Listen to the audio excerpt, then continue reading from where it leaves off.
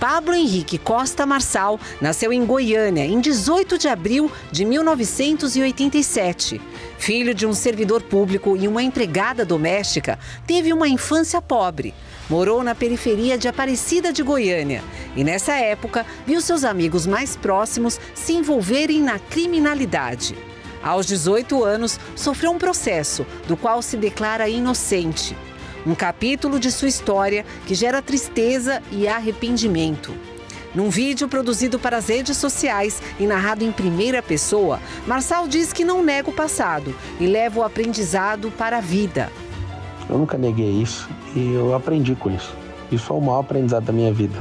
Para virar a página e ajudar a família que passava por dificuldades financeiras, conseguiu um emprego como atendente de call center.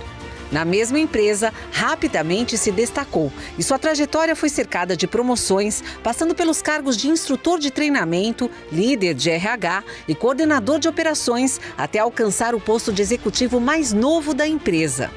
Em 2010, formou-se em Direito e foi trabalhar em uma empresa familiar. Foi aí que, aos 27 anos, Pablo diz que chegou ao seu primeiro R$ 1 milhão e resolveu empreender no mundo das consultorias. Em seu primeiro contrato, passou a receber 4 vezes mais. Marçal então descobriu a aptidão para ensinar e ganhou destaque nas redes sociais. Criou e desenvolveu um programa de treinamento para quem busca inteligência emocional e prosperidade. Temas que também são abordados em suas palestras motivacionais. Pablo Marçal já publicou inúmeros livros, todos com foco na capacidade de identificar e lidar com as emoções e os sentimentos pessoais. Bem-sucedido no mundo dos negócios, em 2022, decidiu abraçar um novo desafio: a política. Foi candidato à presidência da República pelo Partido Republicano da Ordem Nacional, mas teve sua campanha cassada pelo Tribunal Superior Eleitoral. Decidiu então se candidatar a deputado federal, ganhando como um dos mais votados do Brasil, mas voltou a ser cassado e não assumiu o cargo. Neste ano de 2024, lançou sua candidatura à prefeitura da maior e mais rica cidade do país. Casado há 15 anos com Carol Marçal, com quem tem 4 filhos, Pablo já publicou inúmeros vídeos ao lado da mulher, nos quais aborda temas como o casamento e a família. Esse é Pablo Marçal, candidato do PRTB à Prefeitura de São Paulo.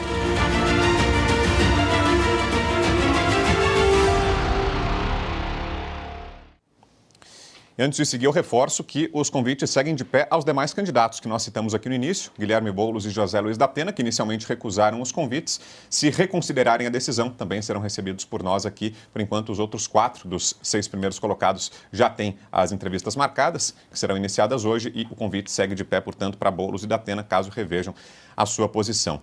E antes de iniciar a conversa de fato, sei que você está esperando aí para ouvir as perguntas e respostas do candidato, peço um pouquinho mais da sua paciência. A gente apresenta agora um clipe preparado pela nossa equipe e que mostra a dimensão do desafio que o vencedor dessa eleição terá pela frente, o que é São Paulo.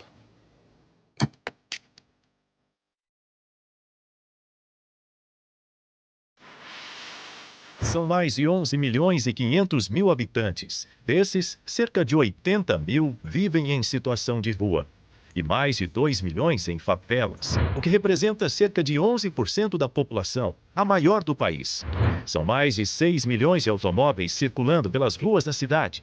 Já o metrô de São Paulo, considerado um dos mais modernos e confortáveis do mundo, transporta 2,5 milhões de pessoas todos os dias. São 200 hospitais. Desses, 121 são municipais. A rede de ensino também é a mais extensa do país. São mais de 7 mil escolas. Dessas, cerca de 1.500 unidades são municipais. São Paulo ainda conta com 105 faculdades, 28 universidades e 23 centros de educação tecnológica. São Paulo é a 3ª maior cidade italiana do mundo, a maior cidade japonesa fora do Japão, a maior cidade portuguesa fora de Portugal, a maior cidade espanhola fora da Espanha.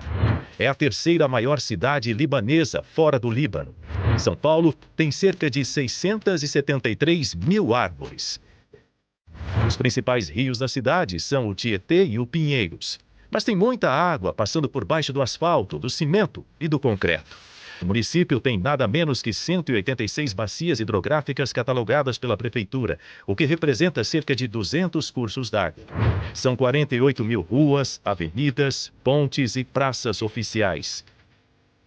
Enfim, essa é São Paulo, a maior cidade do país e da América Latina e uma das maiores do mundo. Impressionante, né? São números dignos de um país praticamente. E a primeira pergunta, candidato Pablo Marçal, é por que o senhor se considera mais preparado para esse desafio? Eu não me considero mais preparado da cidade, mas entre os que estão na disputa, é até vergonhoso falar que eu estou disputando com alguém, né? Eu sei que tem gente mais capacitada que eu nessa cidade, que entende mais da cidade que eu, mas não tem a coragem, não aguenta o tranco, não tem inteligência emocional para aguentar esse tanto de bandido, não tem coragem de falar a verdade, sempre com o rabo preso, desculpa a expressão, com alguém. Isso não foi um sonho. Tem gente que pergunta para mim, mas você não precisava mexer com isso. É triste uma pessoa que quer ser prefeito precisando de algo. Eu realmente não preciso. Eu sinto que é tempo de eu servir o nosso povo e eu não quero que esse negócio de PT continue, eu não quero que o Lula faça handover para Boulos, nem para Tachad. Então, eu achei muito triste o que o Valdemar Costa Neto fez com o PL, que é um acordo aqui de tirar o Salles. E eu vi, como que a gente vai deixar a Prefeitura de São Paulo na mão de dois esquerdistas? Tava tudo certo. Eu entrei, embaralhei o jogo e agora tá todo mundo assustado, né? Eu que não tenho nenhum padrinho político, não tenho fundo eleitoral, não tenho tempo de TV, não tenho rádio, não tenho palanque, não tem nada. Só tem um celular poderoso, que é a nova imprensa para mim. Respeito 100% da imprensa, não respeito militante. Todos os militantes eu vou bater de frente. Meu respeito absoluto à imprensa do Brasil. Mas a gente está contaminado em todas as esferas. Então, eu estava no meu conforto e agora eu resolvi entrar para essa guerra porque o Lula está para morrer já, com 80 anos de idade. Não faz sentido, né? O brasileiro vive a média de 74, você já sabe que ele tá indo muito bem aí, passando do tempo. Então, eu não quero ver isso acontecendo. Eu não quero que uma serpente seja levantada aqui para governar esse país. Não tem chance, né? Quando eu entrei na disputa, o Boulos tinha 37 pontos. Hoje ele está abaixo de 20, pra você ter uma noção. Então, assim, os planos que eles fizeram aqui já deram errado. Agora, uma pena, porque o eleitor do Brasil precisa saber que eu consegui nacionalizar essa eleição e agora eu estou internacionalizando ela. E vou em outros países também para falar sobre São Paulo, que São Paulo vai se tornar a capital do mundo até 2050 e depois eu explico como. Não faz sentido a gente não abrir os olhos e entender que o Nunes tem um secretariado completamente esquerdista e ninguém fala nada. A Marta Suplicy era secretária dele até janeiro, saiu, agora é vice do Boulos. Ou seja, essas articulações, como eu percebi e vi que o Salles foi sacado dessa corrida, eu não vi nenhum representante do conservadorismo. Sim. Eu vi uma pesquisa que aqui em São Paulo, 63% das pessoas se consideram conservadoras. Mas como se a gente se considera conservador deixando dois grupos esquerdistas, um mais ao centro, o outro extrema esquerda, e quando você olha os 5 principais competidores, só tem eu, de direita, alguém que é conservador, que defende de fato a família, que não tem essa maluquice, essas loucuras de ideologia de gênero. Esse tanto de coisa que a gente vai lutar aqui não faz sentido. Então, como eu não vi ninguém representando a gente, eu falei, eu vou ter que cair nessa aí, vou levar uma espetada muito forte, vai prejudicar as minhas empresas, vai acabar com a minha reputação, vai fazer o quê? Alguém tem que resolver o problema. Branca Nunes, faz bom um dia, M, Branca. Faz um M, quem está assistindo. Sua pergunta. Bom dia, secretário, tudo bem? Secretário? Candidato. Candidato, porque eu estou fazendo a pergunta sobre o secretariado. Vamos lá. Eu queria saber, o senhor falou agora do secretariado, do Ricardo Nunes e tal, eu queria saber se o senhor já tem algum nome que vai fazer parte do seu secretariado. Como eu estou propondo uma política nova, eu não estou devendo cargo para ninguém. Não quis fazer coligação para não lotear a prefeitura, né? Ano que vem vai ser o orçamento recorde da história de São Paulo, quase 120 bilhões. E você votando no 28, no dia 6 de outubro, que é o dia da vingança, você está votando em alguém que não deve nada para ninguém. O que nós vamos fazer? Eu vou chamar todos os partidos, eles vão fazer uma imersão comigo, vou voltar lá na Grécia Antiga explicando o que é democracia de verdade, despetizar a cabeça desse povo daqui de São Paulo, mostrar que a gente tem que servir o povo, que o povo é patrão no dia da eleição e cliente nos outros 1.460 dias. Os políticos, eles entram num processo de ludibriar a cabeça do eleitor com marketagem, e aí você vê, né? A marketagem faz o Boulos parecer alguém gente boa, alguém que até parece um homem honesto, alguém que defende família e defende tantas coisas que ele não defende. É assembleiano agora, foi para a igreja, tá tudo certo a vida dele por causa do marqueteiro. Você vê esses caras de esquerda tudo defendendo pautas que eles não acreditam. E aí está o detalhe, eu não tenho ciúme de poder, eu sou uma pessoa 100% desapegada, mas para trabalhar comigo, para servir o povo, vai ter que ser alguém apaixonado em gente, vai ter que provar. Vou abrir para todos os partidos, mesmo não devendo nada para eles. Por quê? Porque ninguém governa um negócio desse tamanho sozinho. E eu não tenho a pretensão de fazer isso sozinho de forma nenhuma. Na Inglaterra, existe um modelo de oposição que é o modelo sombra. O que é esse modelo? Não é um modelo que a oposição é inidônea, é uma oposição idônea. Eu vou convidar todo mundo de fato, só que eu já sei que de antemão 7 partidos políticos que não suportam esse progresso contínuo vão fazer o quê? Vão se abster de participar disso, que é os partidos de esquerda, esses mais radicais. E aí, o que eu vou fazer? Vai ter aptidão, todos os partidos vão mandar os nomes e a gente vai conhecer essas pessoas. E eu estou pensando seriamente em transmitir ao vivo essa imersão. Vai ser a imersão que eu vou convidar pessoas realmente que entendem de política, gente que quer o progresso da cidade de São Paulo. Eu vou chamar todo mundo para contribuir, não tem ciúme nenhum disso. Eu sei que o poder é como se fosse um bolo e todo mundo quer um pedaço. Agora, vencendo a eleição no primeiro turno, a gente não vai dever ninguém. Ou seja, ninguém vai mandar e vai falar o que tem que fazer ou deixar de fazer. Todos que aproximaram com esse objetivo, eu falei, vamos fazer o seguinte, a gente fala depois da eleição, porque aí eu eleito, eu não preciso você mandar em nada, você vai contribuir, é diferente. Adalberto Piotto. Bom dia, Piotto. Bem-vindo. Bom dia, Brau. Candidato, seja bem-vindo uma vez mais. Eu vou entrar nessa questão que o senhor fez menção acerca de que tem mais gente que pensa e conhece a cidade do que o senhor. Não estou falando dos seus opositores na eleição. Então, quem são essas pessoas que têm essas ideias melhores que o senhor, que conhecem melhor e que podem lhe ajudar? Quais são essas ideias, pelo menos? Quem pensou melhor a cidade que o senhor e que pode lhe ajudar num eventual mandato? Deve ter 10 mil pessoas melhores que eu, só não tem a coragem. Agora, uma pessoa Mas quais que são as ideias? As ideias dessas pessoas, elas construíram riqueza, essas pessoas contribuíram com a cidade, conhecem muita coisa e elas serão convidadas. O que eu quero dizer é que para o cargo deve ter muita gente melhor. O problema é que não conseguiu um partido, que é quase impossível conseguir um partido aqui no Brasil. Não conseguiu ter popularidade suficiente. Agora, eu nunca vou falar que eu sou a melhor pessoa do mundo para assumir nada. Eu conheço o tamanho do Brasil. Aqui na cidade de São Paulo tem 12 milhões de pessoas, então se eu falar que eu sou o melhor cara para tocar a cidade é mentira. Agora, entre os candidatos que estão aí, eu tenho até vergonha de falar que eu tenho competidores. É um adolescente, para-choque de comunista. Você olha para o outro lado, é um invasor de propriedade privada, depredador de patrimônio público, institucionalizador de peculato, que é o artigo 312 do Código Penal. Você olha para um fanfarrão que fica brigando com o PCC pela televisão e é valentão e quebrou regra no debate para querer dar um tapa na minha cara, mas não foi homem suficiente. Você vê um nível completamente desqualificado. Agora, como eu sou alguém razoavelmente bom em recrutamento e seleção, eu vou abrir a oportunidade para todo mundo participar disso. Eu vou selecionar pessoas muito bem selecionadas. Para você entender, na minha vida privada, não tem parente trabalhando em nenhuma empresa minha. Por que eu faço isso? Você imagina, se eu faço isso na minha vida privada, o que eu vou fazer no setor público? Não vai vir companheirada para cá. Eu acredito que a destruição da máquina pública está nesse excesso de companheiros, nesse excesso de gente que deve favor para os outros. E eu estou muito feliz de não ter aceitado coligações, estou muito feliz de ter uma chapa pura, estou muito feliz de não ter padrinho, estou muito feliz do jeito que está acontecendo. Tudo que me aconteceu até agora tem uma passagem bíblica que marca muito, que é: todas as coisas cooperam para o bem daqueles que amam a Deus e são chamados segundo o seu propósito. Agora, eu vou abrir esse processo seletivo. Tem muita gente, tem alguém que realmente tem servido bastante, que virou um grande conselheiro, é o Felipe Sabará, que foi secretário já da prefeitura, foi secretário do Tarcísio agora. Tem pessoas que se aproximaram que eu tenho olhado com os olhos, né, com bastante benevolência para eles, mas nem eles, não prometi nada para ninguém.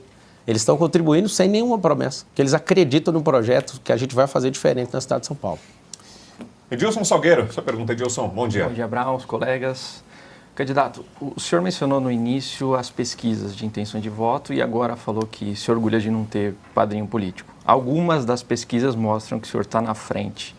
Então, como é que é liderar algumas dessas pesquisas sem o apoio formal do ex-presidente Jair Bolsonaro, que é um cabo eleitoral, o maior cabo eleitoral conservador? Olha, eu pensei que seria bem mais complicado. Só que o eleitor de direita, ele não se sente como o eleitor de esquerda que não pensa. O eleitor de esquerda, ele é ideológico. O eleitor de direita é por princípio. O que é isso? Ideologia é um telhado, princípio é um fundamento.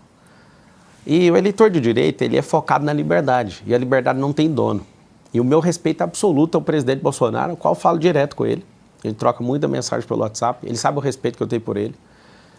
O fato dele ter preterido o Salles mostrou um sinal que ele não está nessa eleição de São Paulo. Ele ainda não se posicionou, apesar de ter o vice, né, que é o Melo, que para mim, na minha avaliação, conhecendo o Bolsonaro e conhecendo o enredo político aqui do estado de São Paulo, Bolsonaro tirou uma granada e tirou o pino e deu na mão do Ricardo. O Ricardo não sabe o que fazer com isso. Porque quando ele vai para alguns lugares, os populares cobram o Ricardo desse apoio do Bolsonaro. O Bolsonaro perdeu a eleição na cidade de São Paulo como presidente. O Tarcísio perdeu a eleição em São Paulo também como governador. E o que acontece? Eu tenho demonstrado aquilo que eu sou.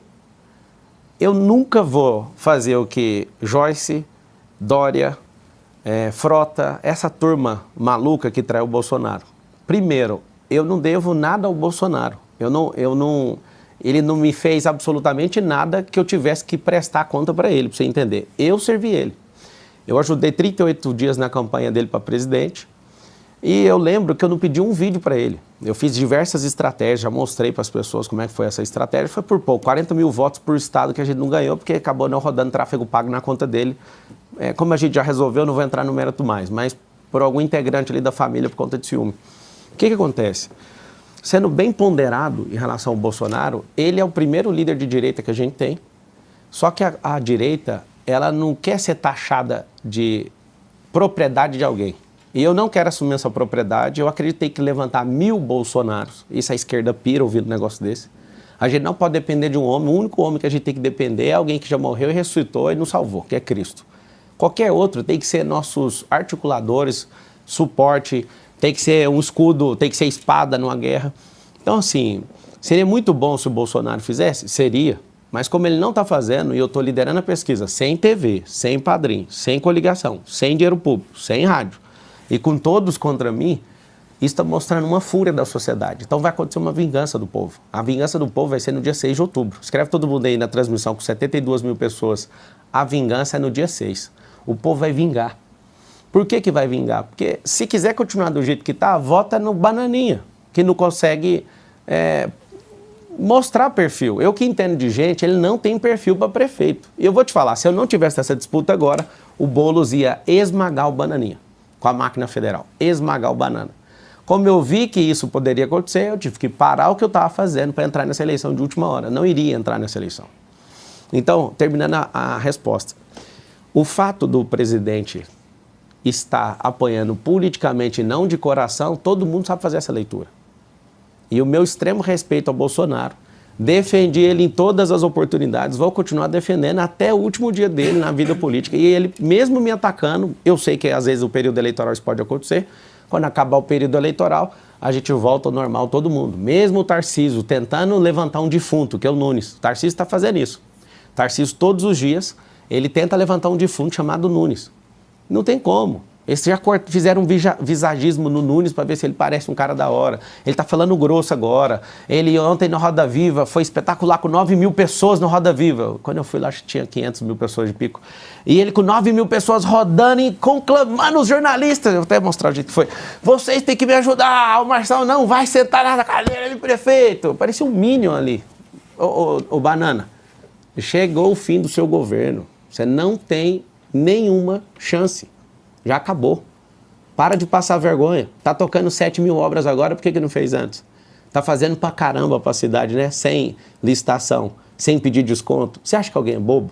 Eu vou te pôr na cadeia, porque eu vou fazer uma auditoria na prefeitura e ano que vem você vai pra cadeia. Tá bom, Banana?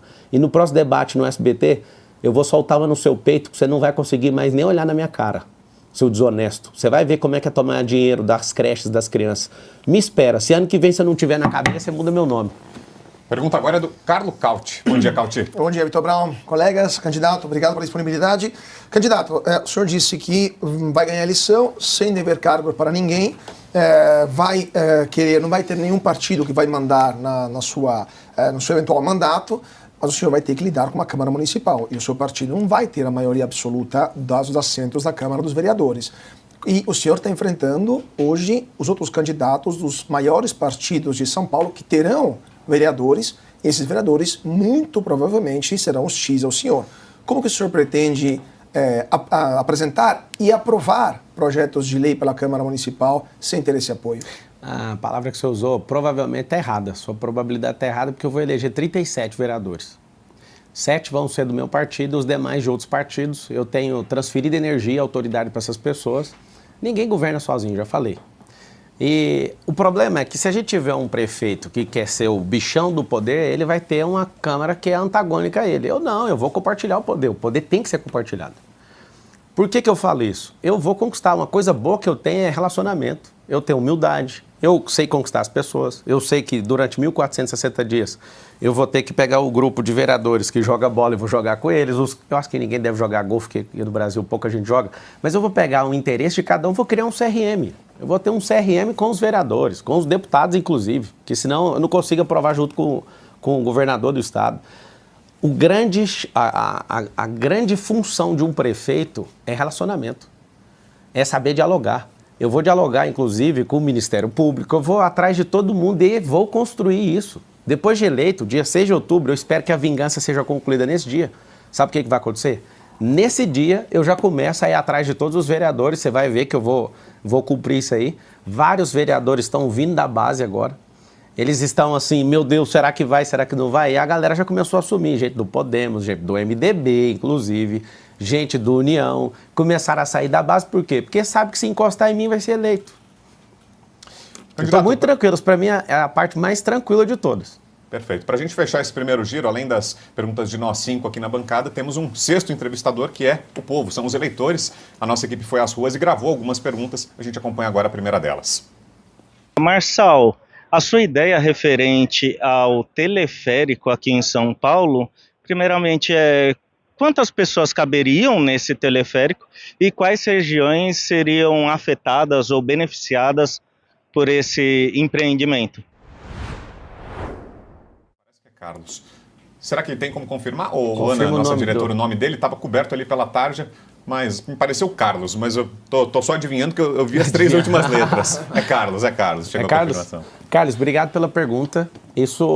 A cápsula que carrega pode carregar 3, 6, 8, até 12 pessoas, depende do investimento. E esse teleférico não é a solução de mobilidade para a cidade inteira. Esse é um cinturão de teleférico em 2 pontos. Nas periferias, para a gente levar investimento, transformar as periferias, as favelas, em pontos turísticos, gastronômicos, de empreendedorismo, pontos olímpicos. Porque toda vez que você ouvir favela, significa ausência do Estado e não tem investimento. A gente tem que fazer liberação fundiária, que é liberar as escrituras ali, liberar o logradouro público, que a maioria das pessoas que moram nessas situações tem que buscar suas correspondências lá na entrada da favela. Se não tiver investimento de infraestrutura, não vai mudar nada. É o transporte mais seguro, 5 vezes mais barato do que rasgar o chão com o metrô, só para você saber. É 100% ecológico, não faz barulho. Então é um elevador na horizontal. Quantas pessoas caberiam, candidato, como Carlos perguntou? A cada cápsula, eu falei. Isso. Dependendo, pode colocar até 20, depende do contrato. Quantas? Numa cidade igual Medellín, que deve ter 35 quilômetros e 11 linhas, consegue carregar, num dia normal, 300, 400 mil pessoas, para você ter uma noção. Então, assim, é um transporte que não para, ele é contínuo. Então, não tem pare, não tem problema com insegurança, é um negócio assim, que isso tem em várias nações da América Latina, tem 2 no Brasil, tem um no Balneário Camboriú, tem um no Alemão, porque por falta de gestão não está funcionando. Em terrenos como São Paulo, tem, em Barcelona. Esse negócio é muito diferente para nós, assim como você for aqui no Chile, tem o maior prédio da América Latina no Chile, o residencial maior é aqui em Santa Catarina. Só que as pessoas falam, não, por que o Brasil, que é tão poderoso, não tem o maior prédio, não tem esses tipos modais diferentes de transporte? Por que a gente não tem barco aqui em Pinheiros? Uma empresa privada deu conta de colocar por alguns dias, o Uber fez 10 anos aqui na cidade, conseguiu colocar um barco a título promocional, por conta de comemoração dos 10 anos de Uber no Brasil. Por que a prefeitura não conseguiu fazer isso? Por que não deu isso numa PPP, que é a parceria público-privada? E o segundo ponto desses teleféricos é que são 10 rodovias que entram na cidade de São Paulo e hoje muitas pessoas vêm trabalhar, uma pessoa dentro de um carro, isso desacelera o trânsito, gera poluição, nós vamos criar os bolsões, esse teleférico é para ligar na rede de transporte público da cidade. Não só com o teleférico, mas também com ônibus. Candidato, eu só preciso ir um pouco além das boas intenções. Eu não duvido das suas boas intenções, mas vamos para questões práticas. O senhor falou de questão de regularização da moradia das pessoas em áreas, por exemplo, de risco que se tornam favelas. Uma das razões para o saneamento básico não ter avançado no Brasil é que chegava um prefeito e um governador, queria mandar a Sabesp aqui em São Paulo para fazer saneamento, chegava o Ministério Público e dizia assim, não, você não pode tirar essas pessoas. Aliás, você tem que tirar todo mundo, porque essa aí é uma área de manancial. Bom, não tinha solução, o Ministério Público travava a obra. Aí alguém vai dizer assim, não, mas eu vou lá e converso. No Brasil de hoje, se chegar no Supremo Tribunal Federal, um juiz vai lá e diz uma coisa e não tem ninguém que muda. Está se afrontando a Constituição e não tem ninguém que muda. Nós estamos vendo essa situação. Como é que eu consigo colocar uma boa ideia? E, obviamente, regularizar a situação das pessoas que moram lá é uma boa ideia, aliás, é necessário se fazer, sendo que não vai ser a Câmara Municipal, que o senhor vai ter que construir maioria, não vai ser o governo do Estado, que também tem poder limitado, não será nem o governo federal, será, às vezes, um juiz que vai decidir o contrário do que o senhor pensa, do que o senhor quer e do que o senhor foi, em tese, aprovado pelo eleitor na urna. Nós temos uma realidade hoje no Brasil que é o Poder Judiciário decide o que qualquer um vai fazer nesse país. Essa é a realidade, sejamos claros. E aí, como é que é? Com conversa o senhor vai conseguir resolver esse problema? Não, é que o senhor seja breve na resposta, que eu preciso fazer um intervalo na sequência, tá, candidato? A gente volta nesse ponto depois. Tá bom. Você quer Não, pode fazer, pode responder. A gente tem mais de 40 mil imóveis na prefeitura. A gente vai perguntar a área. Não tem segredo. A falta de gestão do Bananinha hoje faz com que a gente tenha muito imóvel parado. Então, tem área que é de preservação ambiental, a gente vai ter que fazer um mutirão com suas famílias. Eu vou lá como prefeito, se você me der a caneta BIC, me dá a caneta BIC de prefeito. Aí o decreto, toma aqui essa área, vamos perguntar essa área e vamos levar essas famílias para lá. A área de preservação ambiental, nem o Supremo Tribunal Federal vai liberar isso, a não ser por lei. Então, assim, a gente tem 1.000 favelas em São Paulo hoje, mais de 1.000. São 472 bairros dentro desses 96 distritos. Nós vamos pegar um problema hoje de gestão e o que é o problema nesse? Esse aqui é o problema com o proprietário. O proprietário a gente pode perguntar, pode fazer uma parceria público-privada com ele.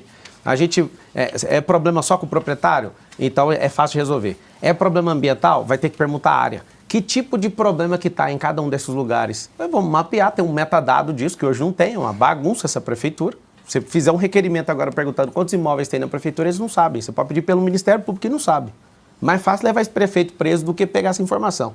Então, assim, só disso, por exemplo, os hospitais hoje. Os hospitais na cidade têm vários leitos que poderiam ser desocupados só fazendo casas de apoio. Como? Com os imóveis que já tem. Por que tem esse tanto de invasão na cidade? Por falta de gestão. Não tem esse calor, essa disposição pública do prefeito para querer resolver a questão. Eu vou resolver. Agora, não vai ser simples. Se fosse simples, era outra pessoa que era candidato. Como é muito difícil, eu tive que me colocar para resolver. Eu estou muito satisfeito que é bem difícil resolver isso aí. A gente vai para um rápido intervalo comercial, mas é rápida mesmo a parada. E peço que enquanto a gente faz o nosso intervalo, que você vá curtindo aí, você que está entre esses 92 mil espectadores acompanhando aqui essa nossa primeira da série de entrevistas aqui da Oeste, que você vá curtindo, compartilhando. Se ainda não está inscrito aqui no canal, aproveite também. Em 2 minutos e meio a gente está de volta com a sequência da entrevista com Pablo Marçal. Até já. Estamos de volta com as sabatinas da Oeste com os candidatos à Prefeitura de São Paulo. Hoje, nosso convidado é o candidato do PRTB, Pablo Marçal. E antes de seguir com a conversa, preciso dar um recado para você que está aqui nos acompanhando e ainda não é assinante da Oeste. Aproveite, faça agora a sua assinatura. O processo é bem simples. Tem aí na nossa tela o WhatsApp, por onde você consegue fazer a sua assinatura. O número é o 11 94239 9799. É um processo simples, na palma da mão você resolve. Com o celular que deve estar aí perto de você, você envia uma mensagem para esse WhatsApp. Tem muitas facilidades de pagamento, tá, gente? Dá para pagar pelo Pix ou então, se você não tiver dinheiro nesse momento, quiser parcelar em até 6 vezes sem juros no cartão de crédito. Condições para lá de especiais e a gente aproveita você que está aqui acompanhando essa sabatina e ainda não é assinante da Oeste para reforçar o convite para que você torne-se membro, inscreva-se e assine a revista Oeste. Combinado? Vamos seguir aqui com a nossa conversa. Pablo Marçal, candidato do PRTB, é o nosso convidado de hoje, abrindo essa série de sabatinas.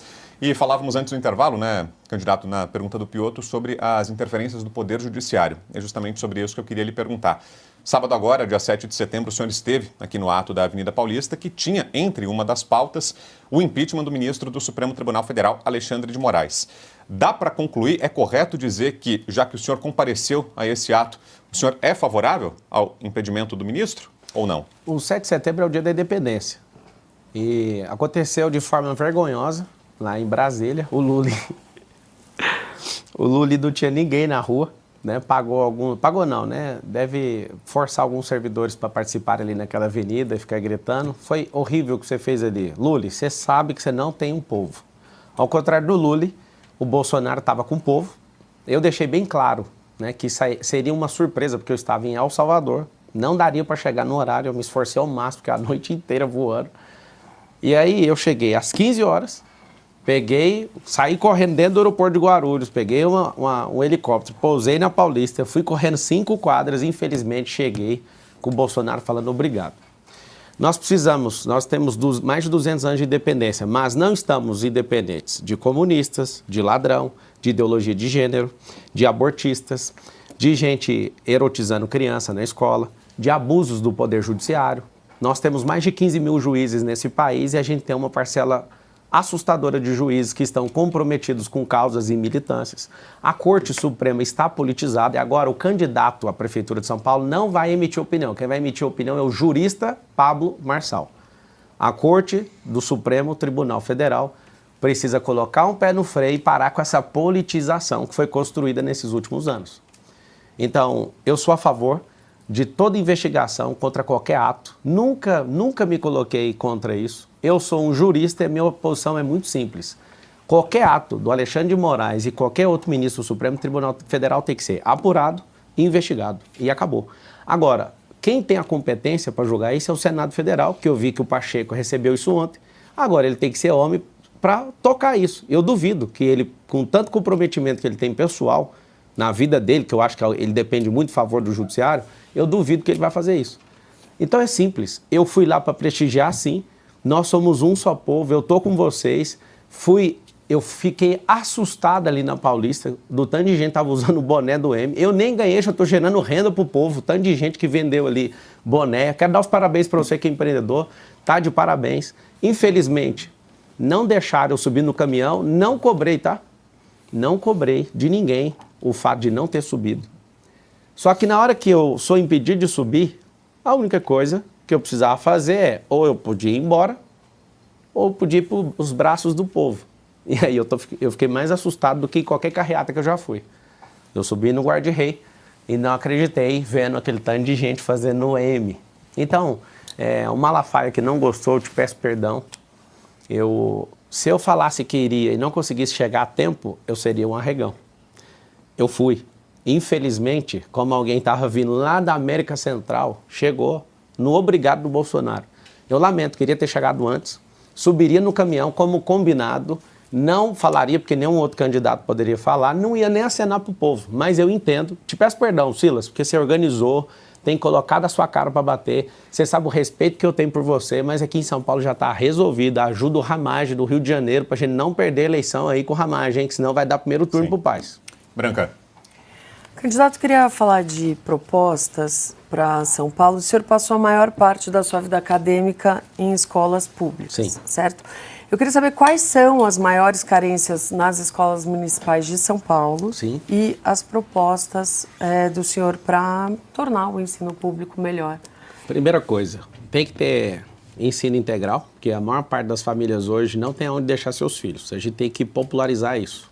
As famílias mais pobres não têm com quem deixar seus filhos e isso prejudica, inclusive, a formação do cidadão, para você ter uma noção. E a gente tem dinheiro, a gente investe mais de 25 bilhões de reais em educação na cidade de São Paulo. Não falta dinheiro. Tem excesso de companheirada, burocratização, falta de gestão, tem um tanto de coisa que come esse dinheiro. Provavelmente é por esse caminho. Segunda coisa, a gente tem que alfabetizar as crianças, porque esse incompetente desse bananinha não dá conta de fazer isso. São Paulo era para ser a maior potência da educação no país. Está perdendo para o Paraná, está perdendo para Santa Catarina, está perdendo para Goiás, está perdendo para outros estados, sendo que aqui é a maior potência. Então a gente tem que recuperar a posição da cidade de São Paulo e colocá-la em primeiro no IDEB. Precisamos de alfabetizar as crianças. 38% delas só 38% delas estão sendo alfabetizadas. Aqui na cidade de São Paulo, a gente está tratando criança como adulto e adulto como criança. É chocante. Que é a diferença de andragogia e pedagogia? Pedagogia é ensino lúdico para criança e andragogia é ensino para adulto. E a gente está com um despreparo absurdo desse poder público de hoje, esse futuro ex-prefeito, esse vereador que foi tacado nessa cadeira, um incompetente, ele faz de tudo para que essas crianças só tenham uma ocupação e não uma evolução. Outra coisa que a gente tem que fazer é começar a escolarizar as crianças num período mais cedo para a gente terminar a alfabetização até os 6 anos de idade. Esse modelo que o PT acabou implementando aqui na cidade de São Paulo faz com que a criança tenha retardo cognitivo. O processo de construção cognitiva vai até os 7 anos de idade. Se você não alfabetiza uma criança até os 7 anos de idade, você tem um prejuízo absurdo. Aí você vai para a favela, a maioria das crianças tem problema nutricional, aí tem problema de alfabetização, a criança fica jogada. O que a gente vai ter da sociedade? Depois você vai querer matar aos 18 porque essa pessoa está indo para o mundo do crime. Como é que você cobra de alguém aquilo que você não investiu? Então, o que nós vamos fazer na escola da cidade de São Paulo? Nós vamos ensinar inteligência emocional, porque nosso país tem mais homicídio do que em países em guerra. Nós vamos ensinar as profissões do futuro, porque nos próximos 15, 20 anos, o que é que vai acontecer? Nós teremos uma perda de mais de 300 profissões do passado. Então tem que ensinar essas profissões. Nós ensinaremos tecnologia.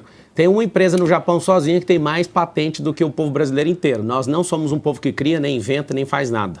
Isso é um absurdo. Nós não temos a nossa marca de computador, a gente não tem o nosso próprio carro brasileiro, a gente não faz nada, inclusive. E aquilo que a gente criou aqui, que é a Embraer, depois os Estados Unidos compram e levam embora. É o nosso perfil, isso vai mudar a partir da escola pública. Nós vamos ensinar empresarização. Eu não quero ser empresário, mas vai aprender. Porque 87% das empresas fecham até o 3º ano. E você vai aprender na escola pública. Você vai aprender a pagar imposto, você vai aprender a abrir empresa, gerir empresa, vai aprender a comprar.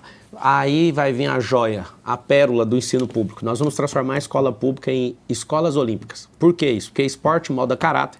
Dos 80 mil pessoas aproximadamente que tem em situação de rua em São Paulo, você não vai achar nenhum. É raríssimo você encontrar. Valendo, vá nas ruas e pergunte se alguém ali é esportista. Não acha esportista que se joga na rua igual está aqui na cidade de São Paulo. Então o que a gente espera do futuro do ensino público de São Paulo? Alfabetização precoce, aprender as profissões do futuro, aprender tecnologia, aprender inteligência emocional, aprender empresarização, inclusive vai ter uma secretaria de empresarização. Essa secretaria de empresarização, ela vai fazer com que a gente apoie as empresas para elas não fecharem e estimular. Quem aqui em São Paulo não quer ter seu próprio negócio? Quem aqui em São Paulo que não quer prosperar? Sim. Quando uma pessoa vai para o crime, ela está dando um sinal. Ela não está indo para o crime porque ela quer levar um tiro, ela quer prosperar, só que ela não sabe como. E aí vem as oportunidades, elas começam na escola. Edilson. Candidato, seguindo com a ideia das propostas que a Branca mencionou agora, dos pontos do plano de governo do senhor prevê a urbanização de favelas. Então, eu queria que o senhor aproveitasse para explicar. O senhor construiu casas em Angola?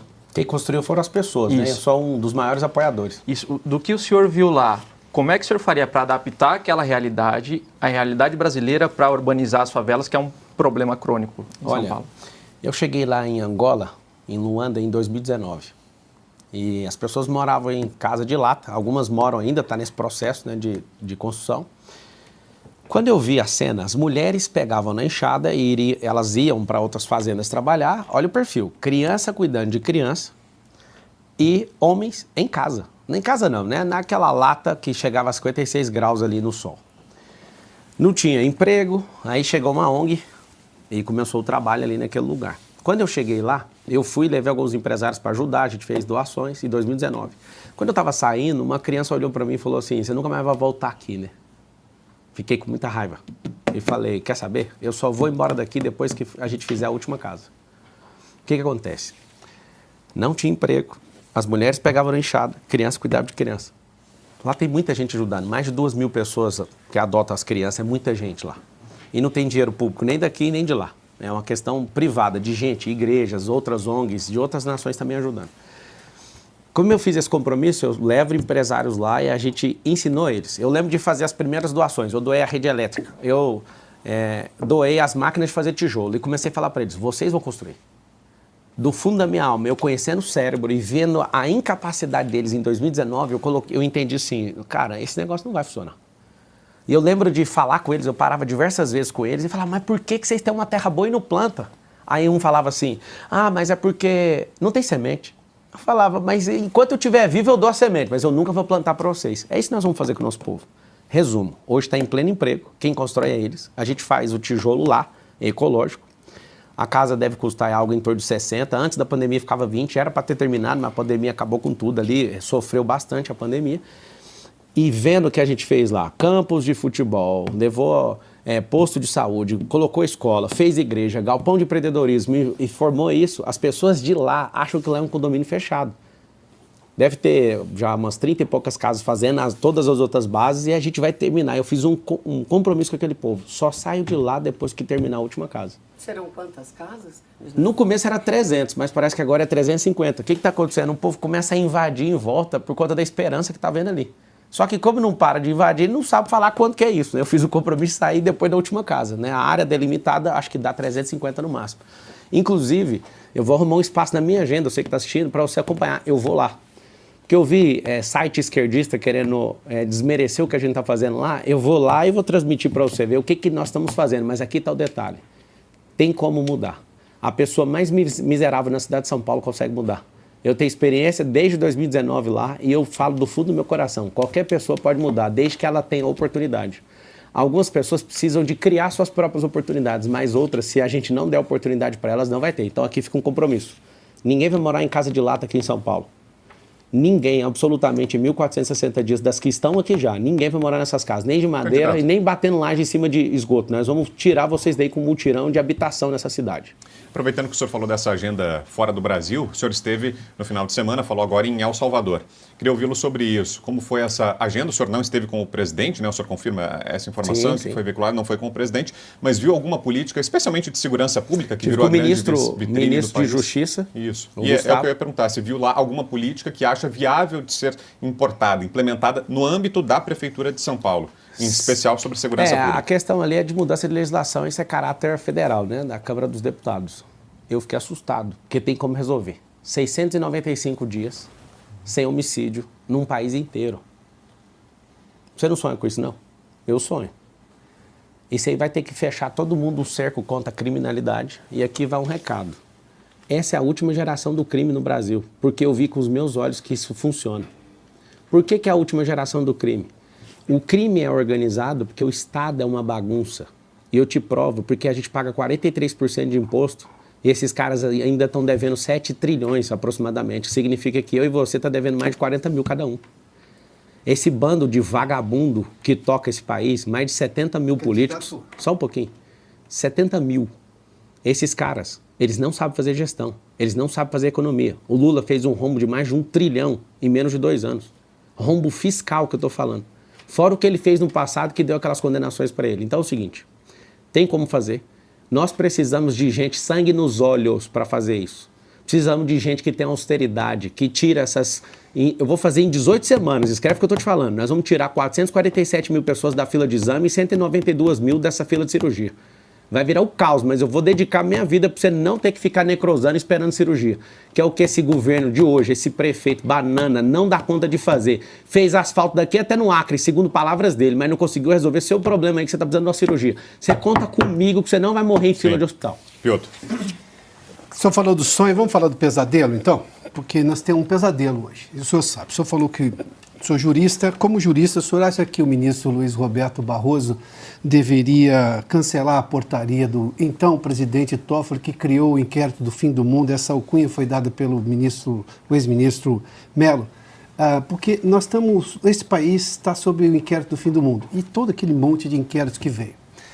Eu vou contar uma coisa para o senhor rapidamente. Eu nunca vi tanto político dizer que tinha medo de falar, apesar de eles terem, inclusive, um artigo constitucional que, além da liberdade de expressão, que é para todos nós, no artigo 5º, como o senhor sabe, eles têm o artigo 53, artigo 5º, inciso 4. Que dá, inclusive, inviolabilidade por quaisquer votos e opiniões. Mas tem uma realidade. Essa é a realidade. Eu entendo o seu voluntarismo, é admirável, todo candidato tem isso. Eu cubro eleição há muito tempo. Mas eu tenho uma realidade hoje que nada passa pelo Supremo. Nada sai se não passar pelo Supremo. Vou dar um exemplo. Morador de rua aqui em São Paulo, ou lá em Rio das Pedras, onde eu nasci, no interior de São Paulo. A prefeitura não pode remover de forma compulsória, porque é uma decisão do ministro Alexandre de Moraes que foi referendada pelo Pleno. O governo acho que tem 120 dias para encontrar uma solução. Uma decisão do Supremo que nunca se meteu nesse assunto, que diz respeito a uma ação que o prefeito tem que tomar. Como é que o senhor vai lidar com isso? Primeiramente, como jurista, eu preciso de uma opinião técnica do senhor. O senhor acha que o ministro Barroso deveria revogar aquela portaria do Toffoli que criou todo esse absurdo jurídico que nós estamos vivendo? Na verdade, o que a gente precisa é ter celeridade no judiciário, porque a grande tática que eu vejo do sistema judiciário hoje é prender as pessoas em inquéritos para usar isso para calar elas. Isso não é do Supremo, isso é de todo o judiciário. Eu não tenho nenhum medo de falar isso. Quando eu vejo que pessoas estão se posicionando, você pode pesquisar, tem um inquérito. Esse inquérito é uma barganha, isso é uma vergonha. Não só tem que colocar prazo final, mas precisa de dar celeridade. Duas coisas. Você pediu minha opinião de jurista. Sim. Minha opinião de jurista tem que ter prazo todo inquérito. Tinha que ter o prazo final. Se não tiver... Sempre teve. Então, mas não tem. Isso, ou seja, então tem que invalidar o inquérito. O que está acontecendo? Está acontecendo vários... É minha opinião jurídica. Está acontecendo vários atos nulos por não colocar fim num processo. Mas não existe um processo... Eu preciso tirar um ministro que abusa de autoridade, então, não é? Se você precisa, tem que fazer o quê? Tem que fazer o instrumento. Não, ontem não é a o Câmara... preciso, o país precisa. Então, chegou na mão de quem ontem? Do Pacheco, está na mão dele. Agora ele tem que ser homem para fazer o que os deputados estão falando. Mas eu posso começar pelo Barroso, ele pode simplesmente revogar essa portaria. Então, é o presidente da você corte. tem o número dele? Vamos ligar para ele. Eu tenho aqui, ó, vou achar o número dele rapidinho e vou ligar para ele. Podemos vamos ligar agora, o que o senhor acha? Vamos pegar o número dele.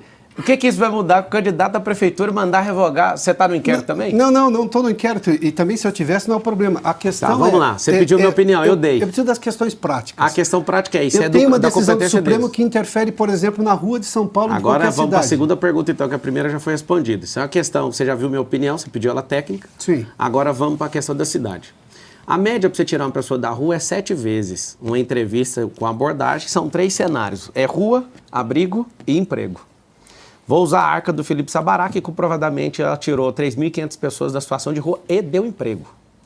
Tem uma lei aqui no estado de São Paulo sobre agricultura familiar, que a gente tem que ter um percentual mínimo né, de pessoas que fazem a merenda escolar do estado de São Paulo. E a gente tem essas terras para isso e a gente precisa continuar nesse progresso que o Felipe Sabará começou aí, tanto na prefeitura como no governo do estado. E é por isso que ele está comigo. Se você chegar numa pessoa na situação de rua agora e falar, vamos sair? Não quero.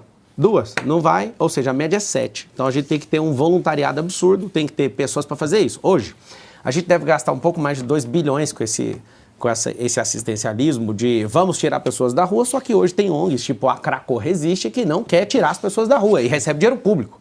Você imagina o que eu vou fazer no 1º de janeiro de 2025. Quem tiver contra o povo sair da rua, eu já vou cortar o recurso no primeiro dia. A gente gasta R$1 bilhão por ano para tirar as pessoas da rua. Você vê o tanto que o bananinha incompetente só tem aumentado. O que eles estão fazendo? Espalhando a Cracolândia em 17 pontos. Tem 17 focos de Cracolândia na cidade de São Paulo. E o maior problema da Cracolândia não é o crack, é o álcool. A Alcolândia. O povo está usando dos abrigos para dormir e acorda no outro dia, porque você não pode entrar e ficar saindo. Você tem que ir lá, dormir, acordar no outro dia. Aí você sai, vai lá, arruma, bebe, enche a cara, dorme de novo. Nós vamos de responsabilizar as cidades que estão mandando mendigos para cá. Nós precisamos de ter mais paciência para tirar essas pessoas da rua. Eu tive na porta da Sé, da catedral, eu conversei com 2, um dos que eu conversei, puxou 11 anos de cadeia e estava lá, e eu falando para ele, eu sou a sociedade, eu te perdoo, vamos mudar. Não vamos para o abrigo, cara, vamos para o abrigo, trocando ideia. Ele, peraí que eu vou falar com a minha namorada. Ele foi, usuário de crack esse. Não vou não. Aí o Sabará estava comigo e falou, cara, você tá vendo? A gente tem que insistir pelo menos 7 vezes, que é uma média. Então, se é média, tem gente que leva 10, 11. Para tratar emocionalmente uma pessoa que está no estado de miserabilidade, é de 6 meses a 24 meses, dependendo da pessoa. Candidato. Só para terminar. Pode concluir. Então, assim, eu vou te falar, não precisa de ter esse negócio da intervenção de um juiz com a compulsória. Porque vai ser uma guerra, aí o governo vai sentar, que é o banana senta na cadeira e fala o quê? Já que ninguém consegue fazer a compulsória, eu não vou fazer nada. A gente tem que levar esse povo para a horta, para trabalhar, tem que tirar do ambiente. E é devagar, ir pegando testemunho, trazendo. Tem que ter uma política social e voluntariado absurdo para tirar essas pessoas de lá. Responsabilizar quem está enchendo as ruas de mendigo, porque tem um monte de cidade fazendo isso. Tem 645. Seria essa responsabilização? Claro, é pelo Ministério Público. É claro, o Ministério Público tem que saber disso. A gente tem que vigiar essa chegada. De onde você está vindo? Eu conversei com o outro é lá de Moçambique. Falei, mas por que você tá aqui? Ah, porque eu perdi o passaporte. Cara, pega aqui, vamos resolver o problema. O cara tá na rua, o cara é de Moçambique. Eu vi esse cara, inclusive eu filmei. Então, tipo, a gente precisa de ter coragem de resolver. Agora, gastar R$1 bilhão e aumentar 23% em relação a dezembro do ano passado, você é um incompetente, seu bananinha. É isso que você tá fazendo aí. Mais uma do Caute e depois tem outra das ruas. Candidato, voltando a falar de casas, plano diretor aqui em São Paulo foi mudado durante a gestão Haddad, proibiram basicamente a construção de prédios com estacionamentos, obrigaram a construir prédios somente em avenidas com grande transporte público, com grandes avenidas de ônibus ou metrô. e os prédios ficaram muito pequenos, os apartamentos ficaram muito pequenos. Então, há um problema imobiliário em São Paulo, especialmente para famílias com filhos, prédios com apartamentos um pouco maiores. O senhor pretende alterar, já foi feita uma alteração, esse É de 10 em 10 anos, né, o normal, mas eu pretendo alterar sim. O que o senhor pretende fazer? Por que o senhor achou desse plano diretor e como o senhor acha que deveria ser um plano diretor para uma cidade como São Paulo? A cidade não foi planejada para fazer o que as pessoas estão pretendendo. Então a gente precisa de inverter o planejamento. O que é inverter? Eu sou construtor também, loteador, eu gosto muito do assunto e entendo pouco. A cidade de São Paulo tem uma rodovia em volta dela de 177 quilômetros, que é o Rodoanel, e tem 44 quilômetros que não acaba nunca e já gastou 5 bilhões e não termina. Segundo o Tarcísio, vai terminar em final de 2026, eu espero. Vou ajudar ele nisso aí. O que acontece? Como tem esse anel do lado de fora de 177 quilômetros, eu quero fazer um anel do lado de dentro que não é de rua, é de uma faixa empresarial, que eu chamo isso de amortecedor de fluxo. São 38 cidades em volta da cidade de São Paulo, e essas cidades elas estão entrando no centro expandido. E cria esse caos de 7 milhões de carros, gerando essa poluição, essa lentidão, e inclusive mudando a questão da paz mental das pessoas, porque não adianta, você fica perturbado mentalmente. Essa área do lado de fora, que é a capilarização, eu quero fazer um cinturão de empresas, e essas empresas, nós vamos dar benefício fiscal para essas empresas que tiverem 80% dos seus funcionários morando no mesmo bairro. Para quê? Para ajudar na reurbanização da cidade. E a gente, nesse amortecedor de fluxo, verticalizar, gabaritar, é o nome que tem no mercado imobiliário. Nós vamos gabaritar essa área para subir os prédios. Se você for em cidades que tem subúrbios nos Estados Unidos, existem grandes avenidas que levam os bairros para fora e rodovias cortando a cidade, rodovias. Nossa cidade não foi planejada para ter esse tanto de gente. Então, o que a gente tem que fazer? Ao invés de adensar a área no centro expandido, a gente tem que trocar isso para fora. Porque se eu oferecer emprego nesse cinturão, que é onde nós vamos criar 2 milhões de empregos em 1.460 dias, que esse é o projeto da empresarização, não fechar, só para você saber, a maior parte das empresas que fecham até o 2º ano é por conta de despesa fixa. E a gente, tendo esse tanto de imóvel, podendo ajustar e ajudar o empreendedor a abrir empresa e não fechando, porque o problema do brasileiro não é falta de abertura de empresa, é fechar a empresa de forma precoce. Nós vamos criar esse cinturão e essas empresas, para ter os benefícios, tem que ter esses moradores próximos. Então vai ser uma revolução, não só de moradia, mas de emprego. Emprego vai diminuir a criminalidade. Emprego na onde a pessoa mora. Você que mora na periferia, pensa você acordar, pegar uma bicicleta e já chegar na empresa, ou então ir a pé para a empresa. Poxa, quem que não quer um sonho desse? Você vai perto da sua casa, sem ter que ficar arrastando esse metrô, sem ter que entrar nesse ônibus. Nós vamos continuar investindo em tudo isso, mas pensa comigo, essa é a oportunidade. Um governo de esquerda não quer criar emprego, ele quer te manter sem prosperar. É a prova. Ninguém fez você prosperar até hoje, nenhum governo de esquerda. É mentira, porque eu já fui de escola pública, eu já caí nessa conversa, já acreditei no Lula, inclusive. Eu já fui de partido de esquerda, porque eu não consegui entrar em nenhum. Esse povo é tudo mentiroso, esse povo não serve pra nada. E faz um M aí, e é 28. Mais uma das ruas, vamos ver. Pablo Marçal, eu gostaria de saber de fato como ocorre essa relação do presidente do seu partido, do PRTB, o Avalanche, com o PCC. Isso existe? Como você explica isso? Laís, é o nome dela? Isso. Laís, obrigado pela pergunta. O Avalanche está processando todos os jornalistas que pegaram no pé dele em relação a isso. Pelo que eu conheci ele agora, quando eu entrei nesse partido. Eu entrei nesse partido no último dia, que eu acabei saindo por tirarem a palavra que eu iria ser candidato pelo DC, eu acabei entrando no PRTB. Eu acredito no contraditório, na ampla defesa, e espero que seja verdade a defesa do Avalanche. E eu deixo bem claro, a Avalanche não vai ter cargo na prefeitura, ninguém do meu partido, não tem ninguém que eu curvei para falar alguma coisa sobre prometer algo por estar aqui. Mas eu agradeço o Avalanche, porque ele é o único cara que conseguiu segurar essa candidatura no peito. E obrigado, viu? E se tiver alguma ligação, que seja apurada e que ele responda. Eu não tenho nem político, nem amigo, nem ninguém de estimação que eu vou defender se essa pessoa estiver errada, que ela pague. A gente faz agora o nosso último intervalo comercial com 130 mil espectadores aqui nos acompanhando. E peço a você que está aqui com a gente que vá curtindo, compartilhando o nosso link. A parada é rápida e a gente já volta para o nosso último bloco da Sabatina com Pablo Marçal, candidato do PRTB à Prefeitura de São Paulo. Até já. Estamos de volta para o último bloco da sabatina com Pablo Marçal, candidato do PRTB à Prefeitura de São Paulo. Nós falávamos no bloco anterior, né, candidato, sobre o problema da Cracolândia. O senhor até citou a Craco Resiste, uma das organizações que atuam, do movimento que atua ali na região central. E houve, durante essa última gestão do Ricardo Nunes, um movimento para tentar, na Câmara Municipal, a criação de uma CPI que investigaria algumas dessas organizações. CPI que ficou muito conhecida pelo padre Júlio Lancelotti, né, que virou um emblema dessas organizações. Ela acabou não saindo do papel. Pergunto ao senhor, se eleito, o senhor pretende apoiar essa iniciativa, que é encabeçada, inclusive, por um grande aliado do senhor, candidato a vereador, o Rubinho Nunes. O senhor pretende, se eleito, dar o seu apoio enquanto prefeito à CPI das ONGs e do padre Júlio? É claro, você imagina, se você na cidade de São Paulo sabe que R$1 bilhão está sendo destinado para nada, isso tem que ser apurado e colocar a gente na cadeia, não faz sentido. O padre lança leite, ele sabe que ele fica usando aquilo ali para politicagem. Então, assim, você sabe o que é R$1 bilhão? Eu já faço a resposta agora. Olha o que é você dar a chance para um inútil governar uma cidade que tem um orçamento de 120 bilhões de reais. 1 milhão em segundos significa 11 dias. Você liga o cronômetro, para dar 1 milhão em segundos leva 11 dias.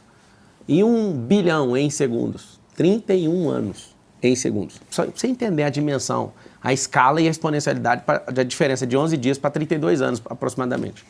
O que significa isso? A gente gasta esse tanto de dinheiro por ano e aumentou 23% das pessoas em situação de rua. Ou seja, nós não estamos gastando dinheiro. Alguém está comendo esse dinheiro e está aumentando. Ou seja, você está investindo para ter mais morador de rua e pôr esse bando de ONG para fazer graça aqui. Em nome de quê? A troco de quê? Você vai ter seu familiar de volta na sua casa. Essa pessoa que está em situação de rua, a maior parte são homens, eles vão para um trabalho. Nós vamos dar uma vida digna para ele e você vai receber seu familiar de volta. Vai demorar um pouquinho, mas nós vamos fazer isso. E se o STF barrar, candidato? Se o STF for lá... Vai ter que pegar o avião, sentar lá, tem 11 ministros. Olha, tem uma boa vontade, não tem solução, a gente precisa de ajuda. Se barrar, o que vocês sugerem? Assim como... Como é que você chama? Adalberto. O Adalberto falou... mas o Estado tem 120 dias, então apresenta uma solução. Não apresentou? Vamos voltar, então. Não temos solução. O que você pode fazer? A gente vai ter que... Se isso aqui fosse uma monarquia, já estava resolvido, porque qualquer um não ia deixar. Agora é uma democracia. Democracia é tripartida. É tripartida, mas o auxiliar da justiça, que está lá no artigo 133. Candidato, conversar não resolve, tem que fazer. Então, tem que fazer. Não, mas tem que conversar com o ministro que dá a decisão monocrática. Tem que ir lá, mas tem que ir. Ué. E a dele vale sobre qualquer outra decisão. E tem que ir Todo lá. O sistema político foi completamente vilipendiado por decisões do Supremo Tribunal Federal. Porque um Congresso Nacional não está assumindo o papel dele. Aí faz o quê? Dá o poder de legislar para o STF. O sistema tripartido de poder é um sistema de freios e contrapesos. Sim. Se tiver uma pessoa maluca na presidência, você já desregulou o sistema de freio e contrapeso. Se você tem um Congresso Nacional que é enrolado até o pescoço, na figura dos presidentes, inclusive, vocês fiquem de olho na troca da presidência agora. Vai trocar a presidência do Senado e da Câmara dos Deputados. Quem é essa pessoa? Fique de olho, porque essa é a decisão que o povo tem que ficar assistindo. Só para você entender, a Dilma Rousseff, ela tomou mais de 50 processos de impeachment e todos foram engavetados. Mas no dia que ela arrumou uma briga com o Eduardo Cunha, ela caiu. E a discussão dos dois para saber quem era o mais idiota, qual era a discussão? Vamos ver quem cai primeiro. Os dois caíram, os dois. Deixa eu te ensinar uma coisa, você que é povo. Abra seus olhos na troca de presidência das duas casas legislativas agora. E eu vou valendo o que você quiser. Todo mundo que está cotado para assumir a presidência, tanto do Senado como da Câmara dos Deputados, está enrolado até o pescoço com processos judiciais. O senhor acha que tem algum louco megalomaníaco no Supremo que está se achando acima do Brasil de Então, tudo? como o sistema de freio contra peso está fazendo isso, a Corte assumiu uma postura e eu vou repetir. Ela precisa voltar e deixar de ser politizada, porque não é uma Corte que é política. E tem que abrir mão dessa legislação. A legislação, o poder de legislar é do Congresso Nacional. Tem que levantar caras como o Nicolas, como o Cleitinho, que é lá o senador da República. Para quê? Para pegar eles de volta. Briga enquanto é tempo, porque o Senado está se curvando e a presidência hoje está se curvando para isso. Mas eles estavam aqui em cima do caminhão, que é a solução que você tem hoje. Ótimo, só que só tem 1, 2, 3, 4, 5, nós precisamos, são 513 deputados e 81 senadores. Você não acha que esse era o momento de estar em cima desse caminhão? O caminhão não resolve lá no parlamento. Mas eu tenho que fazer alguma manifestação. Se tivesse 100 milhões de pessoas na rua... a viagem para, por exemplo, a El Salvador? Não, isso aí eu estou numa campanha política. Eu não tenho que fazer isso, eu não sei o que você está pegando nisso, só que o detalhe, Não, eu tô pegando a realidade brasileira. Você tem que ir lá para a porta do parlamento agora. Você que está pedindo isso. Não, eu estou te falando. Não, prefeito. A solução está no parlamento. O prefeito da cidade é da cidade. Não, vamos lá não, já estamos voltando. Presta atenção. Não, deixa eu responder. Seguinte, a pressão aconteceu dia 7. Primeiro? Deixa eu terminar a resposta. Tá bom, então vai lá. Vamos lá. Eu vou lhe dar esse tempo. Vamos lá. Obrigado por você ter me dado esse tempo. Aqui. Nossa, que bom que você me deu tempo. Eu já estava com tempo. Não, mas eu estava fazendo a pergunta. Não, você está atrapalhando a resposta. Aí não vai ter tempo para nada se a gente ficar nessa. Então, deixa eu terminar. Então vamos lá. Você... Não, eu já estou à vontade. É o seguinte, só um pouquinho. Eu tenho hoje um poder que está sobre os outros. O que acontece? Outros. Nós precisamos, se é isso que você está querendo fazer, a gente tem que ir lá para o parlamento hoje, agora. Hoje é que dia? Não está agindo. É terça-feira? Hoje é terça? Terça-feira. Então é lá, ó, o expediente dos deputados tem que marcar e pôr pressão lá. Sim. É só isso. Está na mão deles. Quem tem competência para fazer isso não é um jornalista, não é um candidato a prefeito. Você não entendeu isso até agora. É o parlamento. O parlamento está tão fraco que está precisando de um jornalista cobrar um candidato à prefeitura para resolver um problema. Candidato. O parlamento está fraco. O parlamento precisa de força. Para quê? Convoque as pessoas na porta do parlamento. São 513 deputados. E aqui vai um recado. Parlamentares, políticos e ministros do Supremo Tribunal Federal só tem medo do povo. Ninguém afina para nada, nem para cadeia, nem para nenhum tipo de ameaça, mas o povo. Se vocês realmente querem fazer isso, tem que ir para a porta do parlamento e pôr pressão naqueles 513 deputados, que o parlamento já baixou a cervical faz muito tempo. Sim. É aí que está a verdade. Acho que está respondido, né? Vamos com a Branca, por favor. Duas das maiores preocupações na cidade, além da segurança, claro, é saúde e educação. O senhor falou da educação e também disse que pretende zerar a fila dos exames com relação à saúde. Eu queria saber como fazer isso e também outros projetos nessa área. Vamos lá, para zerar isso. Se a gente tivesse numa pandemia, o que a gente ia fazer? A gente ia abrir hospital de campanha. A gente iria pedir o Conselho Regional de Medicina ou nacional para fazer a liberação da telemedicina, como foi na pandemia. A gente está com quase 500 mil pessoas na fila. E se ela não fizer a cirurgia, ela vai necrosar. Isso para mim é uma pandemia a nível municipal. Tem muita gente, eu estive no Hospital da Criança e do Adolescente, eu vi gente da Venezuela, gente da Bolívia, e a gente pode receber todo mundo, só tem um detalhe. Por que a gente não fechou parceria com outros hospitais? Por que a gente não faz mutirão? Por que a gente não faz hospitais provisórios para zerar isso? Tem o dinheiro, mas falta disposição. Quando eu fiz o compromisso não é igual ao do Boulos, que fala que vai zerar colocando nome bonitinho na popa. Não. É em 18 semanas que nós vamos fazer. Primeiro compromisso meu é salvar a gente. Primeira coisa que nós vamos fazer. Os exames, a gente precisa de liberar o teleatendimento, que foi feito por período de pandemia. Eu vou conseguir isso. Em nome do povo, nós vamos conseguir isso. Nós precisamos de mutirões, eu vou convocar um mutirão e nós vamos pagar com o dinheiro da prefeitura de médicos de fora para resolver e zerar isso. Vou pegar esses mais de 40 mil imóveis, fazer sabe o quê? Casas de apoio. Vamos tirar pelo menos uns 1.000 imóveis para fazer isso. Porque a pessoa acaba de ser operada, ela já, com a dispensa médica, ela pode ir para a casa de apoio e liberar o leito. E tem gente que fica no leito, atrapalhando o próximo a operar. Então tem soluções que são simples. Simples. Só que tem que ter disposição. Eu evito falar a palavra prometo. Essa eu prometo, em 18 semanas. Só que vai criar um caos maior. Quando eu zerar a fila de exames, conversando com os especialistas, de 447 mil exames, o que vai acontecer? A fila de cirurgia vai quase que dobrar. Aí você fala, mas como é que vai resolver? Já falei.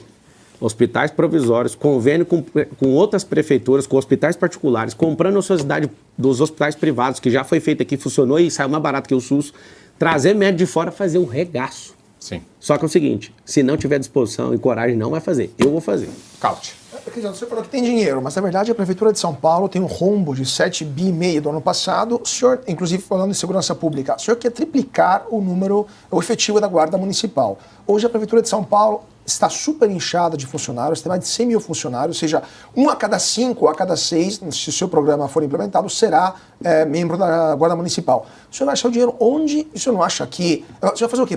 Vai demitir parte daqueles que já estão no efetivo? Vai inchar ainda mais o número de funcionários municipais? Tem a Previdência também? Sim. Como o senhor pretende? Depois de sentar com o ministro do Bukele, com o ministro Gustavo, o ministro da Justiça, essa câmera aqui? Isso. Depois de sentar com o ministro, eu assumo que vou trocar essa posição. a gente não vai mais triplicar a guarda, vou chamar os que passarem em concurso público, o que a gente vai fazer é aumentar a operação delegada. Por que nós vamos fazer isso? Por conta de treinamento, armamento, fardamento, isso envolve um custo muito alto e não resolve o problema de imediato. Agora, a Polícia Militar, inclusive vou abrir a operação delegada para a Polícia Civil, vai fazer o quê? Vai fazer com que a gente tenha a pessoa disponível agora, já treinada, já faz sentido isso, a gente ter imediatamente. Então, depois de voltar e ouvir ali do ministro da Justiça, eu estou trocando isso. Então, essa é uma notícia. O senhor está mudando o seu programa. Claro. Para Ou seja, isso é um governo dinâmico. Porque se você falar que vai fazer igual o Nunes falou que ia fazer 48 quilômetros de corredor e fez 4. Ele não mudou, ele não cumpriu, é diferente. Só para terminar, desculpa, você pegar assim, porque eu acho interessante. O senhor veio de um país onde tem mais de 600 dias sem homicídios. 695. Mas é também acusado de violações graves dos direitos não humanos, direitos básicos legais dos presos. São jogados na cadeia e demora muito tempo para ter audiência de custódia, etc. Não, tá errado o que você falou. Lá, eles estão sendo julgados de uma forma mais rápida que você nunca viu na sua vida. Tem as acusações, sim. Que não sou eu que faço, sim, são entidades internacionais, por sinal. É isso, mas quando você vai lá e pergunta, eu fiz um documentário, inclusive vou pedir para soltar um pedaço agora, quem está assistindo, o meu Instagram é Pablo Marcal por SP, porque as minhas redes caíram, essa é a nova, que tem só 2 bilhões de visualizações em 18 dias. Muito obrigado pela queda, caí para cima. Pablo Marcal por SP, eu vou começar a soltar o primeiro episódio do que eu fui fazer lá em El Salvador. E fui lá no centro de confinamento de terroristas. Eu não vi uma pessoa na rua falando mal do Bukele. Nenhuma. Tem que ter coragem para fazer o que ele fez. Um prefeito não dá cor de fazer, tá? Isso é uma questão do presidente estar fechado com todos os poderes da República para falar assim, ó, vamos acabar com a criminalidade. Ele fez uma revolução lá e a gente tinha que ter humildade para aprender com o que ele fez, porque a população tá amando. Não tem a Cracolândia mais lá na rua, não tem gente matando ninguém. Você sabe o que é um país inteiro, em 695 dias, até o dia que eu estava lá, não ter um homicídio? Isso parece uma fábula. Só que eu fui lá no centro de terrorismo. Presídio parecendo um negócio de Hollywood. O que aconteceu? Quando a punição é certa, todo mundo respeita. Sim. Nosso Código Penal, agora é o jurista falando, nosso Código Penal é de 1943, ou 41, 43. Esse Código Penal precisa ser refeito. As pessoas precisam respeitar. Se não tiver punição no país, ninguém vai respeitar as leis. O Lula, por exemplo, é um cara que foi punido e despunido. Tá tudo certo. Tá aí na presidência da República. A gente perdoa ladrão, mas a gente não perdoa traidor, né? Você sabe do que eu tô falando. Se vocês não se posicionarem, a gente vai ficar curvando para bandido. Aí você vai ver um cara que é envolvido com o PCC igual o Ricardo Nunes falar que eu tenho alguma ligação. Eu nunca vi esse povo na minha vida, nem sei quem é esse povo. Mais uma do Edilson, depois tem outra das ruas. No segundo bloco, o senhor citou o Felipe Sabará, ele é ex-secretário de Assistência Social do Governo do Estado. E o senhor disse que não prometeu nada para ninguém, nem para ele. Para ninguém. O que o teria feito deixar o Tarcísio e o Bolsonaro, com quem ele tem identificação política, ele trabalha muito tempo com eles, e encampar na campanha do senhor?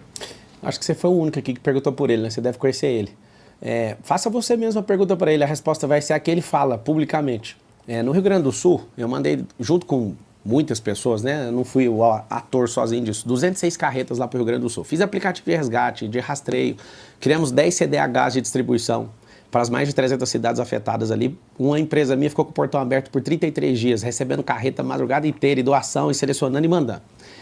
O que aconteceu? Palavras do Felipe Sabará. Ele, no governo, não viu ação nenhuma no estado de São Paulo inteiro dessa envergadura e foi lá para saber como enviar através dessa plataforma nossa. Chegou lá, ele viu e ficou assustado. O que é isso aqui? É uma empresa? O que é? A gente juntou, porque um dia eu estava assistindo, no segundo dia, eu vi um helicóptero tentando pegar uma família, a água veio e matou todo mundo, porque o helicóptero acabou, não era de resgate, não conseguiu pegar. Eu dei um murro na mesa e falei, vamos parar tudo e vamos ajudar esse povo. Quando eu chamei todos os meus sócios e falei, se fosse um parente seu, você iria? Se fosse seu, você iria? Iria. Então, nossos parentes estão lá. Vamos. Rapaz, foi muito bonito. Ali eu conheci o Sabará. Foi na... Ele ficou chocado com o que a gente estava fazendo. Eu mandei nossas aeronaves, a gente ficou à disposição por 33 dias. O governo federal não estava lá. Ninguém estava fazendo o que a gente estava fazendo. Só o povo. Quando eu falo ninguém, é de quem deveria. Para mim, existe uma falência múltipla do Estado. O Estado não dá conta de proteger a gente. Se não for o povo pelo povo, não vai ter jeito. A minha indignação aumentou ainda mais. Aí quando eu vi essa oportunidade, eu falei assim, aqui em São Paulo a gente vai deixar a esquerdista tocar? Aí eu pensei, Do jeito que eu tratei o Rio Grande do Sul, com essa força, parando todas as minhas coisas, eu vou parar tudo e vou ajudar São Paulo. Foi ali. Então, o Sabará, você é o cara, irmão. Obrigado. Você tem um coração nobre, é um filho de família riquíssima.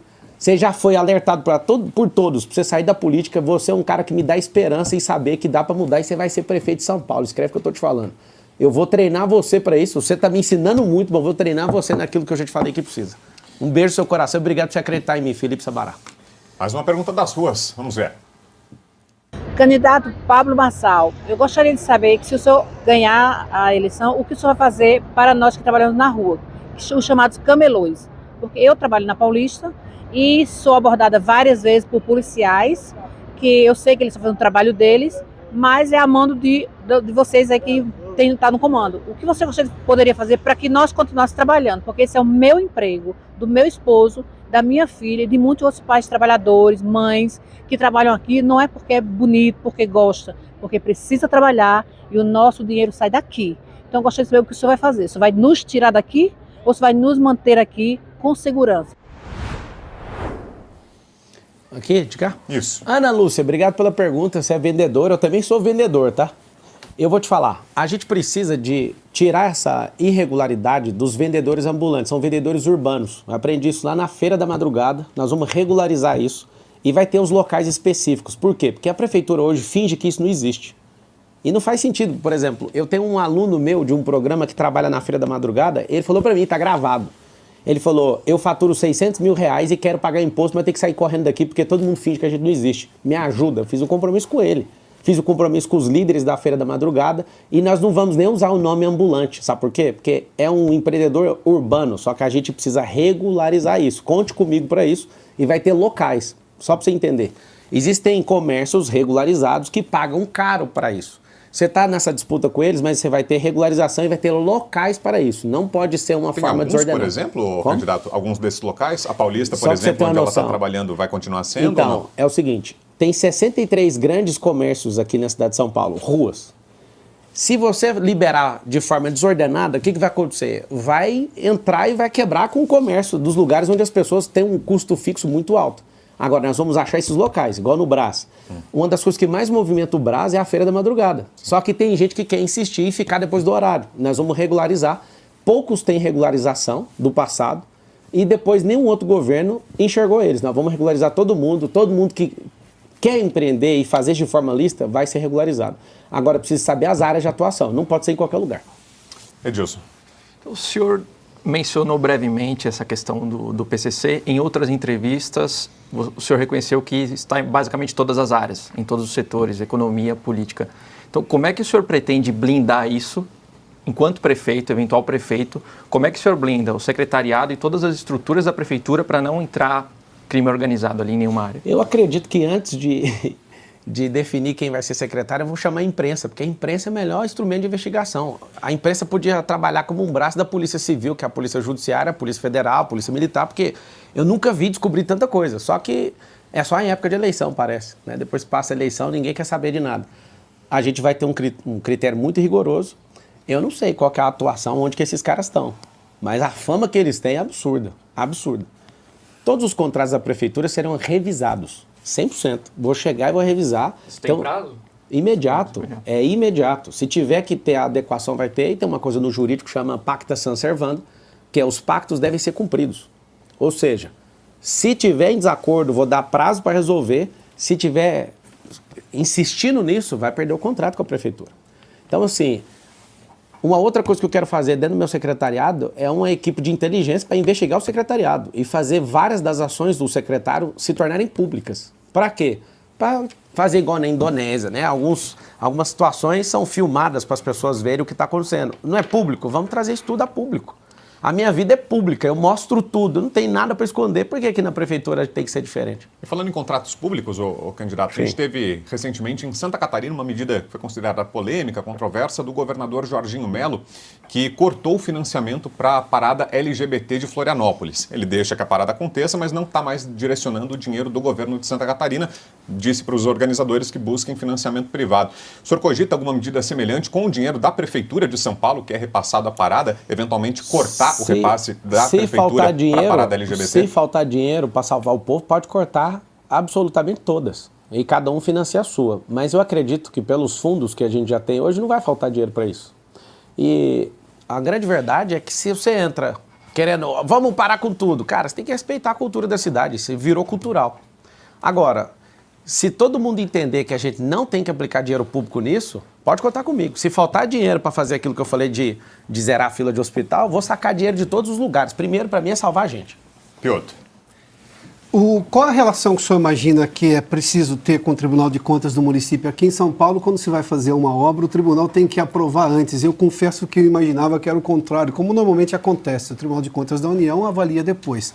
Nesse caso, especificamente, boa parte das obras ficou parada porque o Tribunal de Contas do município, são só 2 no Brasil, no Rio de Janeiro e aqui em São Paulo, foi lá e bloqueou até que se comprovasse que a obra seria lícita e tudo mais. Ou seja, o prefeito tem que provar 10 vezes que ele vai fazer a coisa certa, inclusive o Tribunal de Contas do município, embora ele tenha a outorga do cidadão que o elegeu. Como é que o senhor pretende lidar com essa situação? Porque isso me parece uma burocracia. É burocracia e se ela existe tem que pegar o crivo. Qual que é o crivo que o Tribunal de Contas usa? A gente tem que aprender o crivo e não encher o saco e usar o crivo para aprovar isso o mais rápido possível. Tem que saber o crivo. Eu não posso fazer tudo que eu quero. Se fosse no setor privado, meu Deus, eu ia resolver tudo mais rápido. Eu tenho paciência para isso. Uma coisa que eu aprendi na escola pública, ouvindo todo esse lastrear de comunistas, que em 1920 veio ali na escola de Frankfurt, é que a única coisa de verdade que eu sei que comunista tem de qualidade chama-se paciência. Então, a pessoa que é impaciente na política, ela é jogada para fora. Eu tenho paciência. Como é que vocês estão reprovando? Vamos pegar o histórico, você já trouxe isso? Então vamos lá. Qual que é o histórico de reprovação? Existe um crivo. Eu uso esse crivo e dali para frente eu tenho que usar exatamente aquilo para ganhar celeridade. E, de novo, relacionamento, conversar com isso, trazer gente técnica que entende esse crivo para passar isso o mais rápido possível. Branca. Uma das promessas que está no seu plano de governo é limpar definitivamente o Tietê. Isso é uma coisa que se tenta há décadas e ninguém consegue. Isso. Ninguém quer fazer diferente. Então, e como que o senhor pretende em 4 anos? Não tem como fazer isso em 4 anos. Mas certo? É que está no plano. Se eu fosse o governador, eu terminava em 4 anos. 47% do dinheiro que a Sabesp recebe, quem é o cliente? Cidade de São Paulo. Eu tive com o governador e falei para ele, inclusive reafirmo, nós vamos trocar essas grandes obras, você é tocador de obra pública, eu sou tocador de obra privada, nós vamos dar certinho, Tarcísio. Mas se você não se comprometer em limpar esse Tietê, eu vou abrir uma empresa pública da cidade de São Paulo para fazer isso sem você. Porque não dá mais. Desde a década de 90 a gente gasta bilhões para limpar isso aqui. Aonde está o problema? Saneamento básico. Essa universalização do saneamento básico, se a gente não investir rápido nisso e não usar tecnologia para isso, todos os mananciais vão ficar desaguando aqui. A gente tem um problema no Tietê que é o deságue. Ele não é um rio que corre muito, ele corre devagar. E esse problema de não criar esse saneamento básico, acho que, salvo engano, acho que 40% das pessoas da cidade de São Paulo, na linha de periferia, não tem saneamento básico. Se não trata esse problema, e aqui, ponto para o Tarcísio, se não conseguisse colocar a iniciativa privada dentro da Sabesp, não ia ter dinheiro no caixa para fazer isso. Então, pontaço. Eu acredito que agora sai. Agora, o prefeito bem intencionado acelera. O mal intencionado, por exemplo, se um Boulos da vida ganhar, atrapalha tudo. Ele vai querer cancelar na justiça esse negócio da Sabesp. Eu acredito no Tarcísio, nós vamos fazer isso junto pela primeira vez. Agora tem gente interessada nisso aí. Tem contratos infinitos com essas balsas que ficam limpando isso aí. É coisa que pode custar a vida de alguém, vamos parar por aqui, porque a gente já vai resolver mesmo. Eu, Tarcísio, se Deus quiser, revertendo a inelegibilidade do Bolsonaro, a tríplice coroa em 2026. Bolsonaro, presidente, Tarcísio, governador, Marçal, prefeito de São Paulo. Aí você vai ver isso aqui andar. Você, Cauti. Candidato, eu queria perguntar sobre o trânsito, de novo, a questão dos motoboys, dos entregadores, porque são pessoas que querem prosperar, são pessoas que acham na entrega de produtos um jeito de ganhar mais dinheiro, inclusive de outras profissões, mas ao mesmo tempo eles são muitos deles se envolvem em acidentes no trânsito, então eles acabam atrapalhando de fato o trânsito, mesmo querendo trabalhar de fato. Tem uma questão de barulho também, muitos deles têm motos que não são regulares, então tem um problema também, questões urbanas mesmo, e muitas pessoas, muitos bandidos se disfarçam de motoboy para praticar assaltos e ou tráfico de drogas. Como que o senhor pretende regularizar, regulamentar? Já há faixa azul, já há algumas regulamentações. O senhor pretende intervir na questão dos motoboys em São Paulo, aumentando a regulamentação, reduzindo a regulamentação? O que o senhor acha dessa questão? A questão do assalto, mais de 80% conversaram com pessoas da segurança pública é de gente na garupa, né? Tipo, o entregador com gente na garupa. Como a gente vai fazer o anticrime aqui em São Paulo, valendo a partir do dia 1º de janeiro de 2025, inclusive nas pesquisas aí com os motocas, quem está liderando, o Pablo Marçal, os motocas, estamos juntos. É o seguinte, tem que separar esse grupo que usa essa motocicleta para criminalidade. Como que faz? Usando análise preditiva, usando câmera inteligente, a gente realmente vai fazer um pente fino nisso. É porque a pessoa tem moto. Não, comportamento. O cara trabalha fazendo entrega. Mas peraí, depois das 18 horas você está fazendo entrega com um parceiro atrás? O Rappi contratou vocês dois? O Uber contratou dois? Não. Então a gente vai ter um pente fino nisso.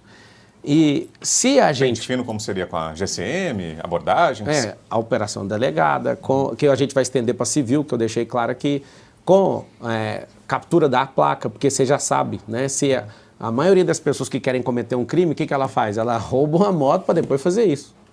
Então, a gente vai fechar um cerco, vai ser um anticrime que vai acontecer aqui em São Paulo. Você vai ficar assustado com o que o xerife vai fazer. Inclusive, o Boulos não vai poder nem andar aqui, senão vai ser preso. Falando em problemas com a justiça, candidato, o senhor teme que a sua candidatura ainda seja barrada? Agora, faltando menos de um mês para a eleição, ainda há ações dos adversários tentando impugnar a candidatura do senhor. O senhor tem esse receio ou não? Está tranquilo de que até o dia 6 de outubro o senhor continuará candidato? O único temor que eu tenho não é de ninguém a não ser Deus. Estou em paz todo dia. Sobre os adversários tentarem entrar com ações todo o tempo, quem tenta não consegue. Agora... Os meus advogados têm falado que nunca numa campanha alguém foi interpelado judicialmente igual eu. Por que esse desespero? Por que tomar minhas redes sociais? Tá aqui, ó. Não sei se dá pra ver. Tem 400 mil pessoas assistindo isso aqui. Até mais, hein? Acho que 450. Não sei se dá pra ver aqui, ó. Uma conta de 18 dias com 2 bi. Não sei se dá pra dar um foco aí, ó. Com 2 bilhões de visualizações.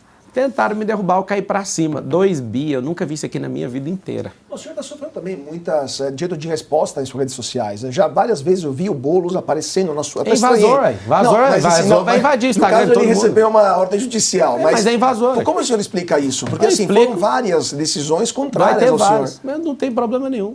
Pode invadir aí, já que você não tem audiência, eu te dou um pouquinho de audiência. Comedor de açúcar. Dá tempo de uma última das ruas, Ana, ou já passo para o candidato fazer as considerações finais? A gente está com o tempo quase esgotado, dá tempo sim. Vamos lá, vamos ver e daí a gente encerra. Pablo Marçal, eu gostaria de saber, o senhor sendo eleito, o que o senhor faria pela nossa tão sofrida classe de taxista de São Paulo. José. Senhor José, taxista, seguinte, não vai pagar multa andando no corredor vazio, você vai ter insufilme para vocês não ficarem pegando um câncer de pele aí, tá bom? É o seguinte, e nós vamos pegar esse aplicativo que não funciona e fazer um aplicativo de verdade. Para quê? Para todo mundo usar e vocês ganharem. A última coisa que eu vou fazer para vocês, vou lutar até o fim para todos vocês poderem ter aquela rendinha com aquela propaganda em cima do carro de vocês. Conta comigo. Nos táxis, onde você entrar aí, ó, na cidade de São Paulo, é Marçal. Eu preciso da ajuda de vocês, que é vocês que viram voto, hein? Um beijo para vocês e tamo junto. E vamos meter isso filme nesses carros, tudo. Eu vou ajudar vocês a pôr nesse negócio. Candidato, nosso tempo está quase esgotado, temos mais um minuto que eu vou repassar ao senhor para suas considerações finais e desde já agradeço pela presença, pela aceitação do convite, por ter estado aqui com a gente e o tempo é seu. 1 minuto. Cidade de São Paulo é o seguinte, a gente tem a oportunidade de dar um salto para o futuro. Todos vocês estão assistindo, inclusive os que não gostam de mim. Você não precisa gostar de mim. Você precisa só me dar uma chance. Eu mereço uma chance. Vou te falar por quê. Porque da onde eu saí para onde eu cheguei é muito mais difícil do que fazer tudo que eu estou falando na cidade de São Paulo. Quero agradecer a Oeste, né, pela nobreza na entrevista. Eu não afino para pergunta a ninguém. Eu não tenho conchavo com ninguém. E eu quero te falar uma coisa. Hoje você viu mais propostas do que qualquer outro lugar. Quero dar os parabéns para vocês. Eu gosto de baixaria também, porque eu já fui pobre gosto de baixaria. Eu tô em qualquer jogo que você quiser. Só que a grande verdade é, existe o dia da vingança no dia 6 de outubro. Vocês têm a chance de ter uma pessoa que é esforçada, alguém que é verdadeiro, alguém que não arrega, alguém que não nega o que fez. Eu sou uma pessoa que você não vai me ver errando 2 vezes na mesma coisa. Então eu quero pedir seu voto no 28. Você que é fora de São Paulo, você pode ajudar pedindo voto aqui. Vocês podem vir nos últimos dias também, vamos fazer uma invasão aqui na cidade de São Paulo, sabe de quê? De gente do bem, para entrar na cabeça de stand comunista e tirar essa mentira dessa esperança que nunca vai vir. Você não vai morar em casa de lata, você não vai ficar em... Faz o Obrigado pela presença mais uma vez, pela entrevista. Boa tarde. Tamo junto. Chegamos ao fim dessa, que foi a primeira, tá, gente? Só a primeira entrevista da série de sabatinas da Oeste com os candidatos à Prefeitura de São Paulo. Hoje tivemos a presença de Pablo Marçal, do PRTB, e agradeço também aos parceiros que estarão comigo ao longo de toda a semana. Pela ordem aqui, Branca Nunes, diretora de redação da Revista Oeste, Adalberto Piotto, comentarista do Oeste Sem Filtro, Edilson Salgueiro, editor do site da Revista Oeste, e Carlo Cauti, economista e repórter especial da Revista Oeste. Candidato, obrigado mais uma vez pela presença. Amanhã continua a nossa série de entrevistas com Marina Helena, do Novo. Quinta-feira é a vez de Tabata Amaral, do PSB. E sexta-feira, o candidato do MDB, Ricardo Nunes. Obrigado pela sua companhia ao longo da nossa programação. A repercussão completa dessa entrevista, 4 da tarde no Jornal da Oeste, 5h45 no Oeste Sem Filtro. Uma ótima tarde, a gente se vê. Até já.